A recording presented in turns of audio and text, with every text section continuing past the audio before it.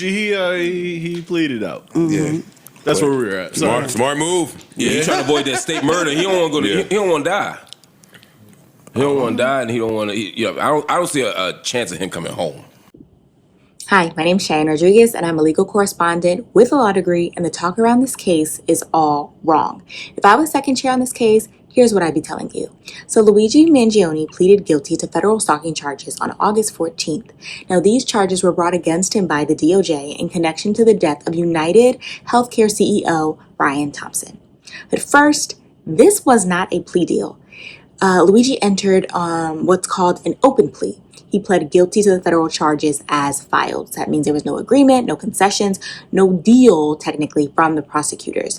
Now, if you remember, the federal charges were originally the ones on the table with the death penalty, not the state charges like Marc is implying here. Marc is saying Luigi's like, I don't want to die, as if pleading guilty to the federal charges was Luigi's way out of avoiding the penalty, the death penalty on the state side. But that's not the case because New York does not have a death penalty. And even more importantly, Luigi's lawyers got the death penalty taken off the table back in January. So there was no death penalty available for the federal charges or the state charges that Luigi still kind of has to deal with. So then what's he avoiding on the state level? That's my point. No, but I'm asking. The state level is life. So okay, then Joe's right. Then yeah, so both of y'all right. Yeah, okay, that makes sense. That makes sense to me. I see now. So what's the maximum penalty for this? For what he pled? The maximum is life, but Life. Okay, so here we see the JBP is talking about what the difference is between the consequences in the two charges. So federal charges, he could get possibly life in prison. State charges, he can get possibly life in prison. So what made him go Fed, right? Well, two things here. One, Fed time is just kind of colloquially around the street known as easier time to do, right? So if he were kind of thinking about his living conditions for the next 15 to 30 years, he might want to think about Fed time. Also, Fed charges, you don't do door to door like you do state charges, serve every day. Fed charges, a lot of times, they count the time differently. Now, again, he pleaded an open plea, so nothing is going to be necessarily something that they can work with the prosecutors on because the prosecutors are going to recommend to the judge what they think that Luigi's sentence should be, and then the judge is going to hand down the sentence, taking into consideration the federal prosecutor's suggestion, also looking at sentencing guidelines, and then kind of going with his own discretion on what he thinks Luigi should serve. He gonna go Fed and state. They gonna run the charges concurrent.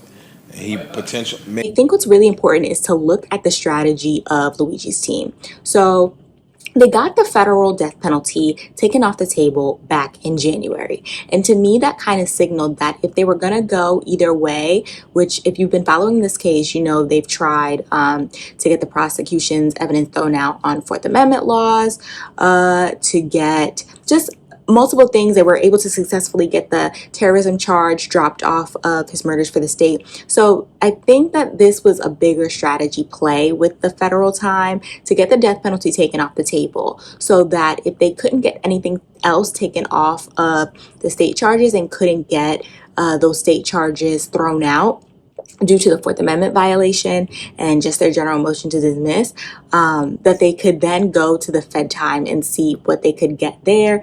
And if nothing else, you're working for your client, right? So the best outcome for him would be that federal time that just has better living conditions. Maybe come on. His team said, I don't want to speculate too much, but I know what his team said for sure is that they're hoping to avoid the state charge altogether. Marc says, okay, well, I think that his team is saying they're trying to avoid the state charge altogether. They're not trying to avoid them altogether. They're trying to say that they're unconstitutional to even have, according to the state of New York. So the state of New York has very strict double jeopardy laws.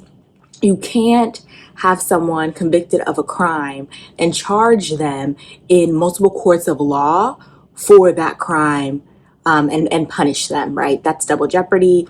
That's a violation of your Fifth Amendment, and it's unconstitutional federally, but it's also unconstitutional when a state has a law against it. You can't do that. Now, you could look at something like Derek Chauvin in that case against George Floyd and say, well, they had state charges and they had federal charges.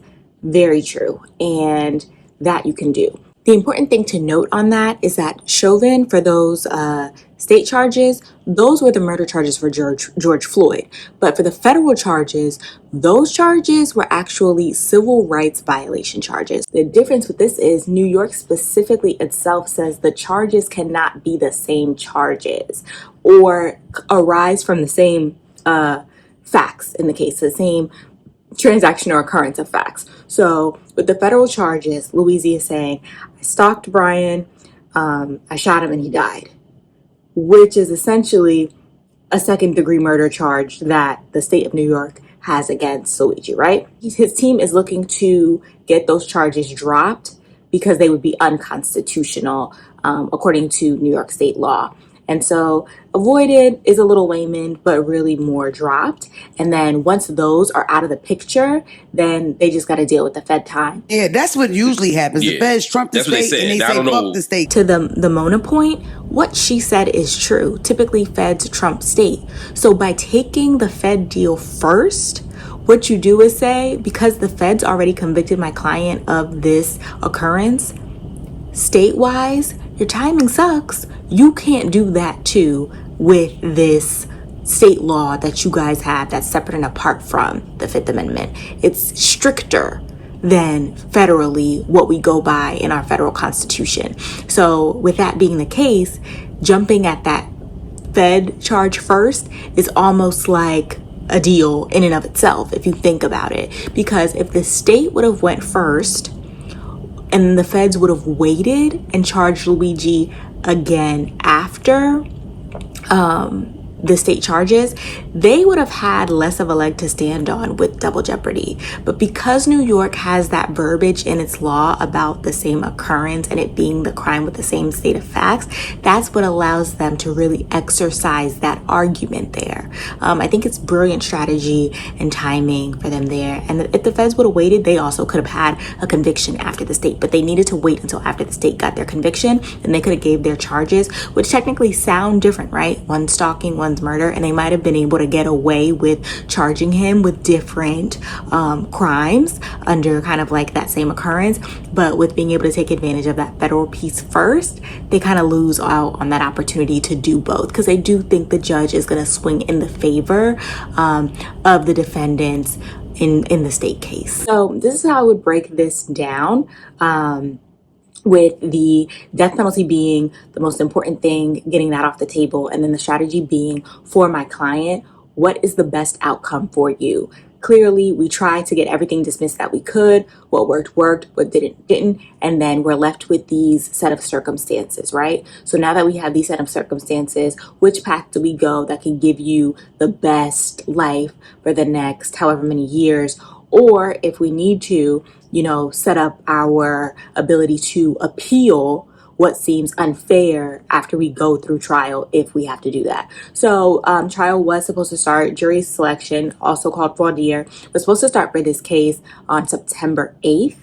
However, that has been pushed back because of the defense's motion regarding double jeopardy and asking the court to dismiss the charges in state court due to double jeopardy. And so the judge is actually giving the state prosecutors time to answer that, and then they will have a court date to talk about those motions on December 16th, which is 2 days before Luigi's sentencing of December 18th. So I do think it's a possibility that that could get pushed back by the state, and instead the state could say, okay, we'll wait till after sentencing so that they see what Luigi gets federally, and then the judge can make a full decision there. But again, it's going to be up to the state judge's discretion whether or not the charges are avoided under that kind of double jeopardy law that New York State has, independent of the federal double jeopardy. Thank you for sitting second chair with me. I guess that means you're my third chair, and court is adjourned.